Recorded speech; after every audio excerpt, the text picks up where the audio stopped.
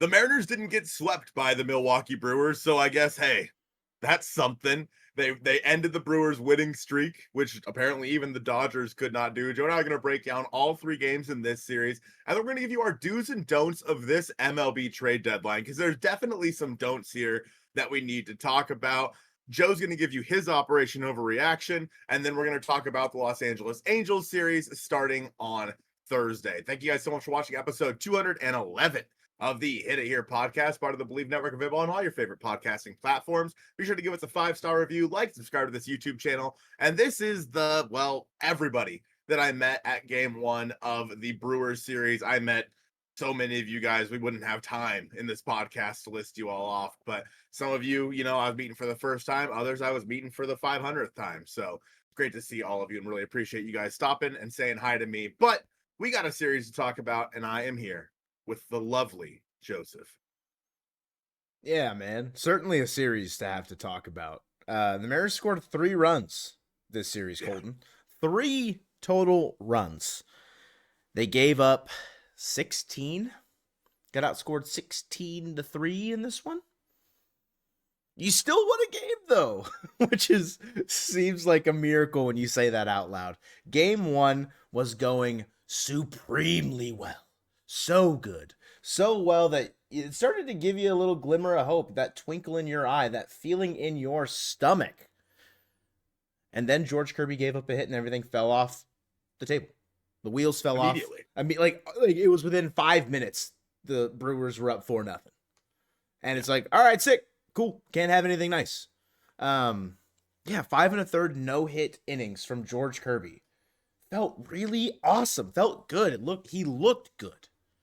And then as soon as some shenanigans go down, whether or not JP could have caught that ball that Joey Ortiz hit, or Dom Canzone lined up his shoulders for the throw to make, to try and get a guy tagging out or tagging up, get him out at home. There's a lot of little nuanced things there that happened, but ultimately it's not it's not just their fault. George needs to learn how to dial it in once things start to go not his way. And this is just a prime example of when George Kirby's on, he can be one of the best in the game.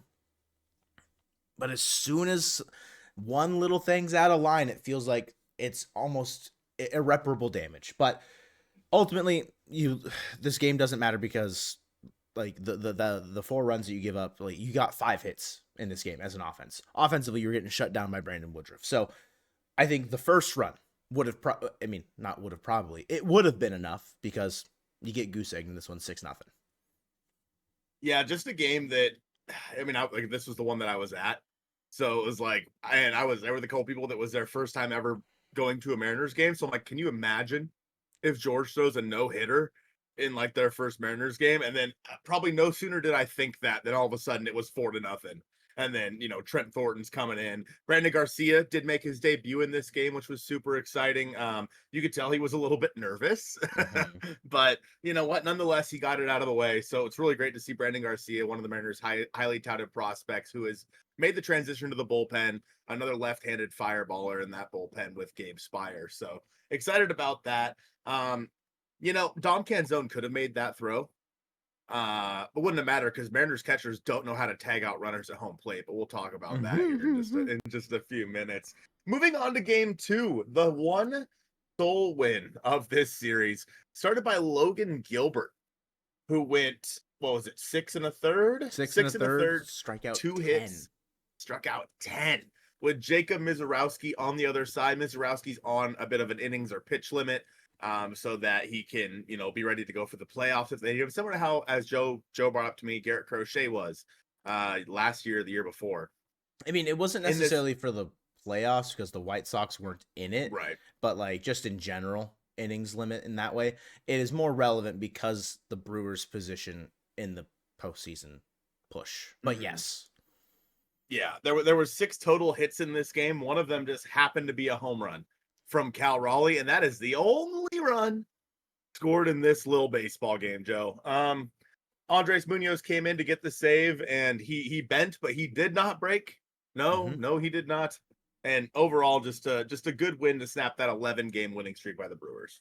I will give Dan Wilson credit for the way he navigated the bullpen in this one. Knew which button to press, I think, every single time. Goes to Brash for the last 2 outs of the 7th inning. Leverage Bizardo in the flesh. Who would have thought? Gets the 8th inning. Doesn't really get any issues. He walks a guy, and then as soon as the lefty comes up, Gabe Spire's ready to go. It helps that you had all your guys available in this one. I'd be curious to see, had it, say, the previous game been closer, how Dan would have navigated it. But having all your go-to guys at this point in the season,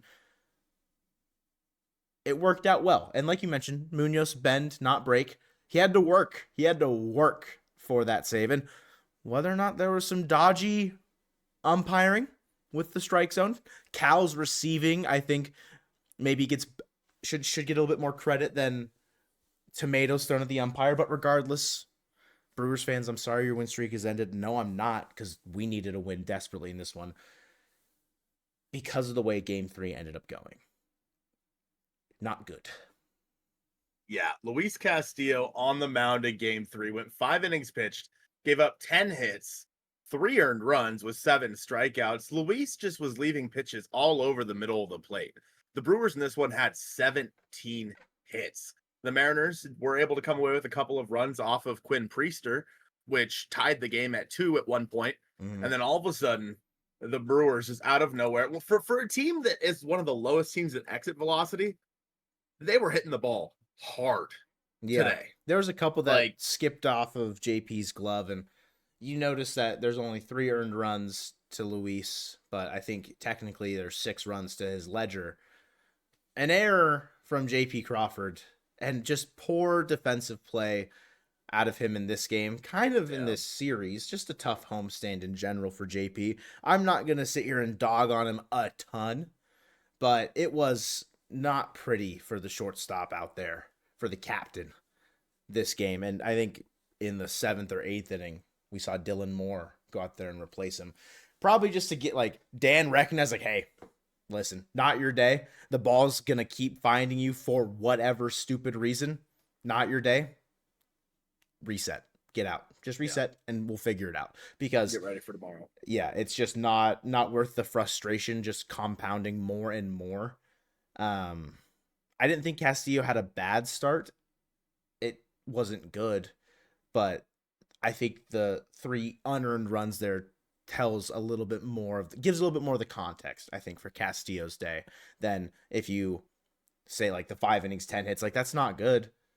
And there's 6 runs, but there's an error in there that, one, again, doesn't matter at the end of it. You still lose this game 7-2 without it, but maybe some things would have gone differently at that point. Yeah, in that inning, it started with the error. I mean, it was the ball that just rolled under JP's glove. He just misread the hop. And then there was a wild pitch from Luis Castillo that advanced that runner into second base, and then Luis hit the next batter. And then the play at the plate that wasn't made, that if Garver would have just gone for the arm instead of the side, which I understand why he was going for the guy's side, but the arm's just right in there, maybe. And obviously he's turning around really fast and whatnot, so it's hard to say. But yeah, just an unfortunate series of events led to Luis Castillo giving up 3 in that 4th inning. He gave up 1 in the 5th and 1 in the 6th. In the 7th inning, our dear friend Trent Thornton came in. I'm sorry, Thornton pitched 2 innings. Right. Yeah. He gave up 7 hits, 4 earned with 2 strikeouts. Kind of left him to the dogs there. A little bit, huh? I mean, I'll be interested to see if there's any sort of roster move coming in that scenario. We know Colin Snyder is getting close. Yeah. How much longer do you want to go with Trent Thornton?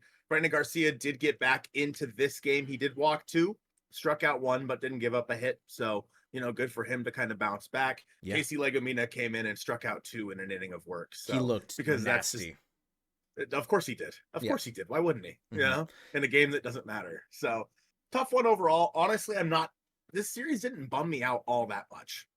You know what I mean? The Brewers are hot, and the 6 of their last 10 wins were against the Dodgers. Yeah. So you can't come into this series being the Mariners, they're going to be the ones to stop them. I think the only thing I would say is I don't necessarily disagree Brandon Garcia's arm swings got me feeling some kind of way. So like maybe I'm with you there. Like he just looks like an absolute dog out there. So like maybe I'm riding that high, and I'm like kind of gonna agree with you here for a sec. But 16-3, Yeah, you don't look true. competitive in 2 of the 3 games, and you only win 1 game because your pitching staff decides that they're the best. They're just the best to ever do it. They're literally the greatest, never done before, kind of a vibe. Like I I'm not upset at this series, but it doesn't inspire a lot of confidence going forward, I would say. Yeah, would have liked more. This marks the end of a pretty tough stretch of games. The Mariners do have some pretty, I don't want to say easy, but softer series over the next 2 weeks or so. Mm-hmm. So hopefully they can take advantage of that. But that's all leading up to the trade deadline, and we've heard a lot about a Eugenio Suarez, Josh Naylor, etc. So Joe and I have come up with our do's and don'ts of this trade deadline. Joe, give me your first don't. I don't want to take the low hanging fruit that was announced today, so I'm going to say my first don't is Luis Robert Jr. There was Mm-hmm. a trade posted on, I think, Trident True's community. Not no discredit to the person doing like posting that. It was Luis Robert to the Mariners for Luis Sweetspell or Jared Sundstrom and Luis Sweetspell. The number 23 and 28 prospects on pipeline right now. Sundstrom's in AA. He's a 4th outfielder type. Would go probably just play for Chicago this year. And Sweetspell's in Everett, corner infielder. Just like kind of org depth. No money was talked about, like in terms of the White Sox paying it down or anything like that.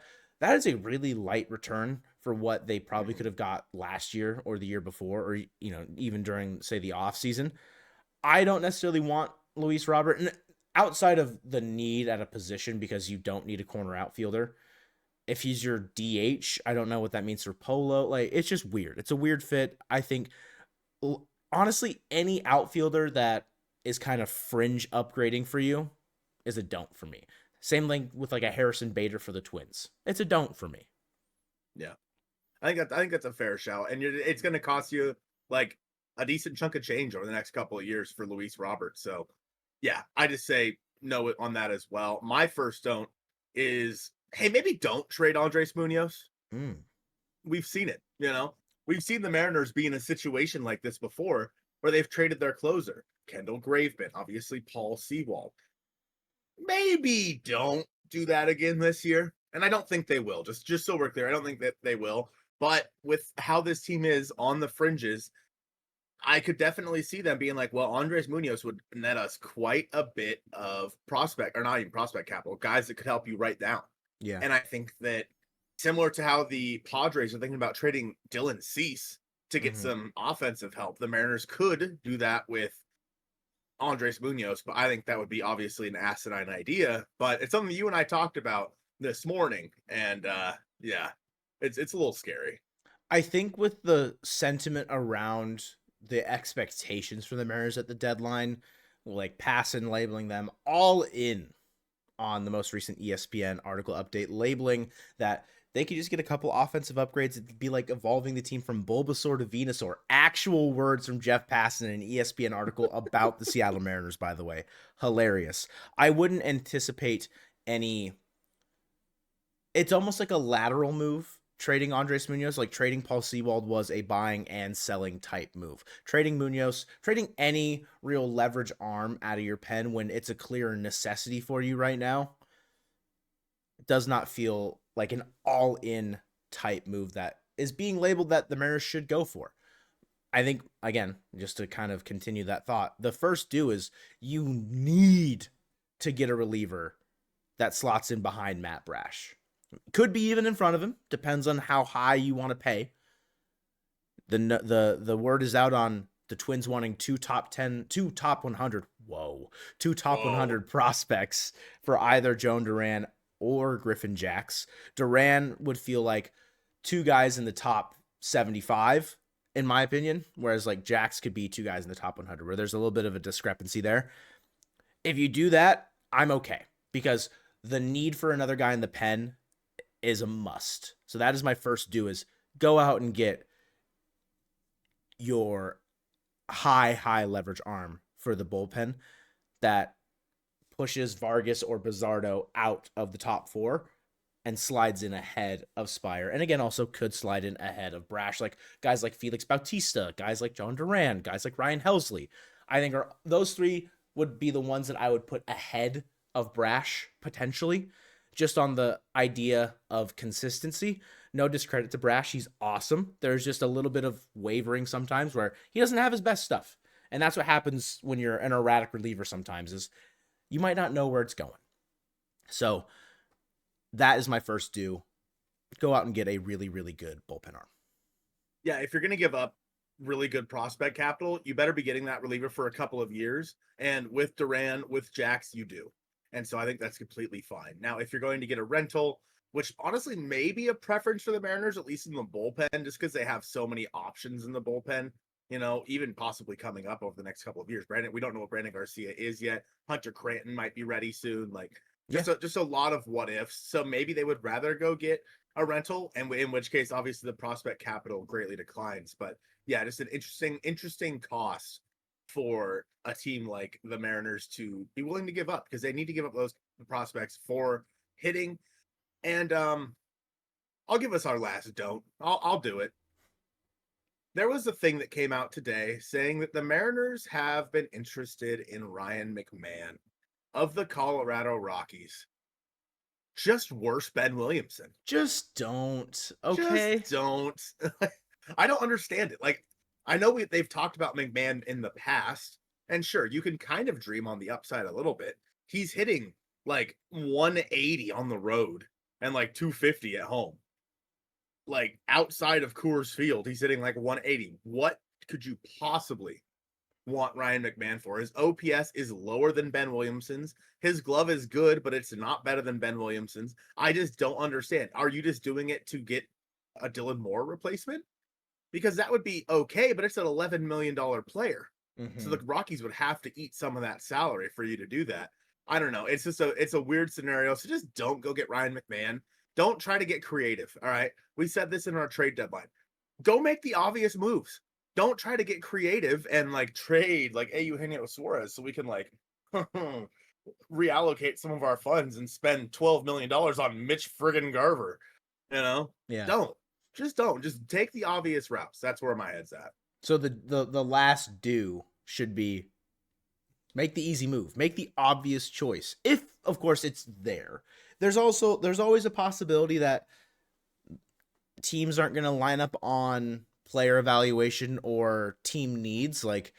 Maybe the Mariners don't really line up super well with the Diamondbacks for Gino and their want for young pitching.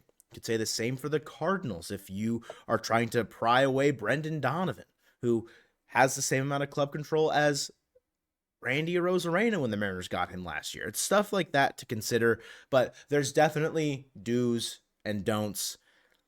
And it's again, it's not hard. It's a very easy take. Do the layup. Take the easy shot.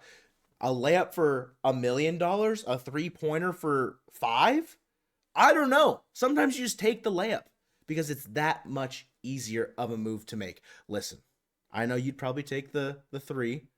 Because I can't. You yourself maybe don't do the layup. You might be able to bank in the 3, but my operation overreaction is this. Where there's smoke, there is fire. We've heard Gino and we've heard McMahon. Those two have been those are trade rumors articles. Those are points being made. It's never a guarantee, but since the Mariners haven't been noted with the Twins and the Willie Castro, Griffin Jack stuff, or the Cardinals for Helsley and whatever, I think they get Gino and McMahon. I think McMahon is the Dylan Moore replacement, like you're saying, and then Gino's the third base. That would be a deadline that I could I could see it happening just on the idea of the Mariners just go do it. Like, yes, Gino's a layup. You take that. McMahon is not necessarily that same vein, but also he is under contract for next season as well. Yes, it's not money that you probably want to pay him, but that's a major league player that is decently playable at spots. It's not going to be pretty, but it seems like such a Mariners move that maybe a change of scenery can fix him, even though it's like the most obvious non-change of scenery situation ever. And then you just platoon him and Williamson next year at third base. You have Gino be the main third baseman this year to finish it out. And then Ben Williamson and Ryan McMahon are your platoon in 2026 at third. And you already have that figured out going into the offseason. Don't have to worry about it going into this, like whatever. You spring training rolls around. That's just what they do. McMahon can be the Dylan Moore for the rest of the year as far as like a roamer. He's only played third base this year, but he used to play second. He used to play first. It allows more of an opportunity to have maybe a better bat option for that roamer spot because Williamson might not be ready for it since he's only played third at the major league level. He's had a little bit of shortstop in the minors, but it's very little. That's my operation overreaction. Smoke, there's fire. Gino and McMahon. Thanks. I love/hate it. Can you tell which part I love and which part I hate? I think it's the part where the Mariners get a good player and the Mariners get a bad player. But you know what, Joe? The Mariners' first trade is coming tomorrow. You said it. You announced it. You made it to be true. That's right. And I just hope it's not Ryan McMahon. Because that'd be the worst birthday present what ever. If it's McMahon and Halverson? Now we're cooking with gas. All right, hold on. Hold the phone. Okay. Yeah, I'm in for that. Yeah, I'm not sure how I feel about adding both, but just because of the pure salary it's going to take, and then like, what does that leave you to be able to do with the rest of your team? But you know what? I'm in. The hard part with the salary stuff, I haven't been thinking about it once when drumming up trades or thinking about mocks or whatever. There's been no indication to me from reports that it will matter. Of course, there's always the indication from the front office and ownership during the offseason about their expected budget and what that looks like going into the year. So I do have to take into consideration that. But again, it doesn't seem like that. If there are reports or suspicions that the team is all in, why should I think otherwise? And it's the examples from previous years. It's history repeating itself of, oh, the Mariners should be all in, but then they only want to get X amount of money, like added to their payroll. So, you know. That's fair. I think that with all the reports from Passan saying, hey, I think the Mariners are World Series contenders this year. I think they're all in. They're going to go out there and make the big move. I mean, it's a good sign. Passan has his finger on the pulse of the entire, MLB more than I think anybody else at this point. He certainly surpassed Ken Rosenthal. So, yeah, it's just it's an interesting spot to be in for a team that has a trade deadline coming up in about a week's time. A little bit of a scary spot. Remember, we are going to be live at 9 a.m. on trade deadline day, streaming with you guys until the 3 p.m. deadline. Get out of there probably like 3:15-ish, 3:30, to just whenever we hear the Mariners are done. We'll get out of there. And then Joe and I are going to go MIA for a couple days. So let's talk about it, Joe. This series versus the Angels, game 1 on Thursday. Logan Evans versus Yusei Kikuchi. We're going to see the right-handed lineup in there for the Mariners. So Solano will be in there. I'm surprised they gave Cal this game off today and not the game off tomorrow versus Kikuchi when it's a very easy layup to have Garver catching. I was shocked by that. I do agree that it was a pretty weird decision for Cal to sit against the Brewers. And you're saying, I think the idea, like you're starting him against the lefty, like the right side is not, I think that whole dichotomy of Cal is out the window. Left and right side are both, like, he is just good from both sides. It's not either one at this point. And I think, and there's not necessarily anything to read into for it outside of, getting a guy a day off. But maybe they felt that with Cal in the lineup every game against the Angels, which is a 4-game set, by the way, starting on Thursday. If he plays every game, you have a good chance to win every game. Whereas if he's in the lineup against the Brewers, yes, he was the sole reason offensively why you won one game against the Brewers, but maybe they didn't feel that even with him in the lineup, that it would have mattered as much, So getting him more reps against the Angels where he might be able to win you more games in that series, it could have been beneficial. I get what you're saying, though, because you have Garver catch, someone DHs, you get Cal a day off. But that could also be true for the third game if they do decide to go that route, if it's still the lefty because Garver's a right. It doesn't matter, right? But it's Kikuchi versus Logan Evans in the first game. The Angels are losers of their last 3. Still on the outside of looking in, of being competitive. They're just always an interesting team every single year. Like, what's to expect out of them? Listen, the first 3 pitchers we face in this series are not bad. They're okay. They're doing all right. Yusei's having a very good year for the Angels.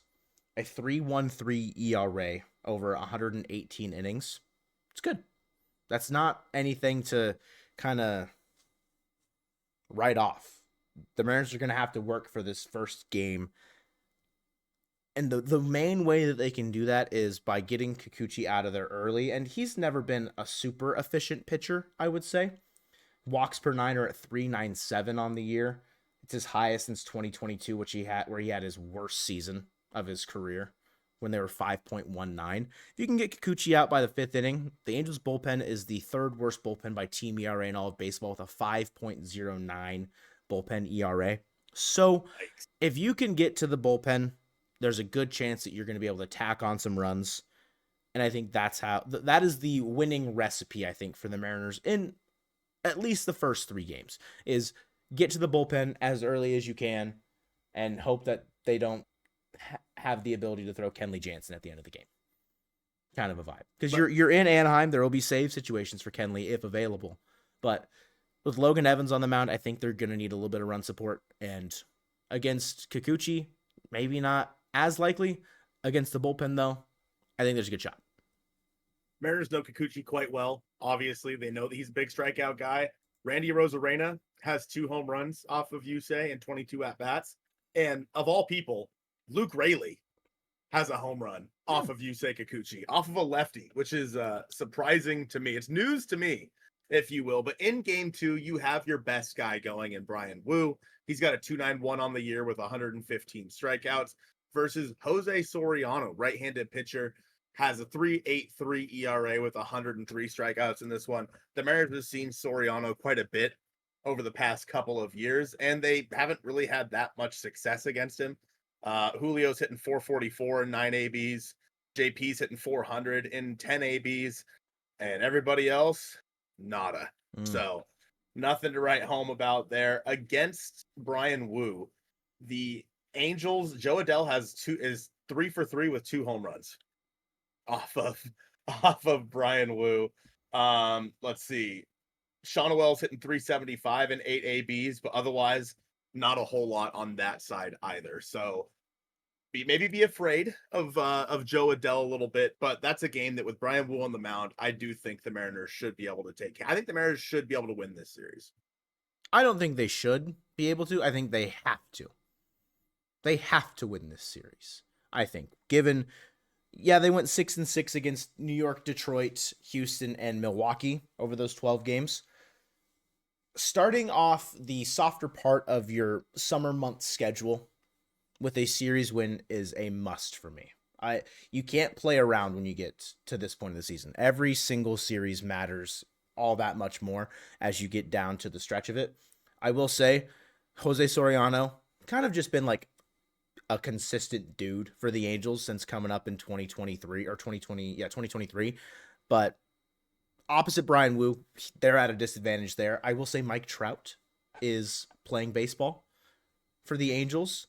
Obviously not in T-Mobile, so we don't have to worry about him smacking the ball in T-Mobile. But Trout has done some damage to the Mariners over the years, chasing 400 home runs. He's like, I think Yeah. 3 or 4 away. So maybe we witness history in a garbage time home run where it doesn't matter. Hopefully it's 10-3 Mariners when he hits his 400th home run or something. So that way we really don't need to worry about it. Because what?